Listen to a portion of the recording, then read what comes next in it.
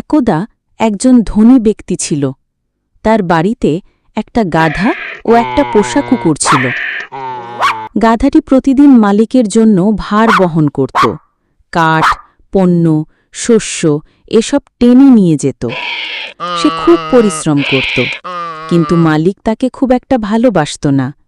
শুধু প্রয়োজন মতো খেতে দিত, তারপর আবার কাজে লাগাত। অন্যদিকে সেই কুকুরটি মালিকের পাশে পাশে ঘুরে বেড়াত। কখনো তার কোলে উঠে বসত, কখনো লেজ নেড়ে আদর চাইত। মালিকও তাকে ভালোবাসত, খাওয়াত, কোলে নিত, কখনো কখনো আদর করে মাথায় হাত বুলিয়ে দিত। গাধাটি একদিন দেখল কুকুর কিছুই করে না, তবুও মালিক তাকে ভালোবাসে। গাধার মন খারাপ হয়ে গেল। সে ভাবল, আমিও যদি কুকুরের মতো করতে পারতাম, তাহলে আমাকেও মালিক আদর করত।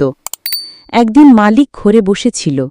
গাধাটি হঠাৎ করে দৌড়ে ঘরে ঢুকল, দুপা তুলে মালিকের গায়ে ওঠার চেষ্টা করল, আর খুশি হয়ে হি হি হি ডাকতে লাগল। মালিক ভয় পেয়ে গেল। সে ভাবল গাধা পাগল হয়ে গেছে। সে চিৎকার করে চাকরদের ডাকল। চাকররা দৌড়ে এসে গাধাটিকে মারধর করে বাড়ি থেকে বের করে দিল।